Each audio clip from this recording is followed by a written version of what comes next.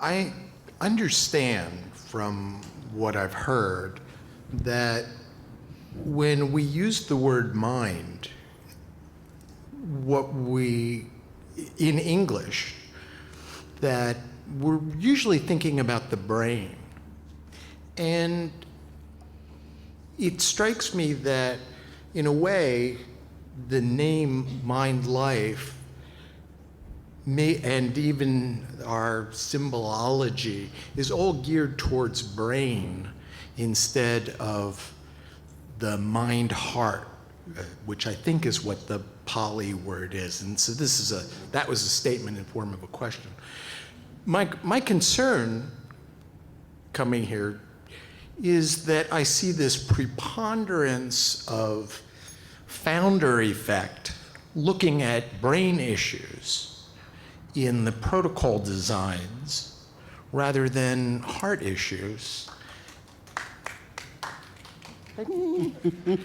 And I wonder if we shouldn't, or the people who are leading, shouldn't be steering towards more, we'll say, loving kindness oriented studies of neurobiology, if you will. Thank you. May I respond? Yeah, please. Anybody? Were you here at the opening? So I absolutely agree with you.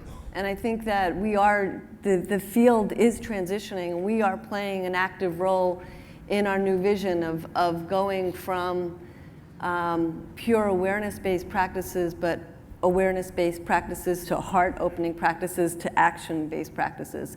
And that's where we are, and I completely agree with you. And as a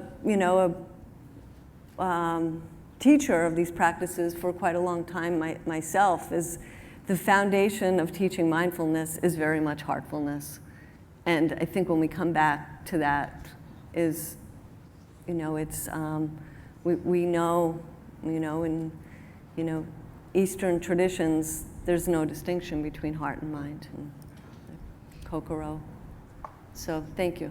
I want to make a comment too. Yeah. Which is, I understand what you're saying about the founder effect and all that stuff, but what I want to say is, if you think that there's research that should be done and projects that should be done, do them. Just do them, because I started my comment by saying, this is what I do. This is the toolkit I have. This is the work that I've done. And I think a lot of those of us that have been working in this area, that's all we can bring to it. So please, if there are other tools, other directions, other broadening that you want to see happen, for those of you that were clapping, nobody is stopping you. And we're funding them now. What? And there's funding now. So just, I will tell you that when I started working in this area, NIH wasn't calling me up and saying, Amishi, please change your research trajectory to have mindfulness.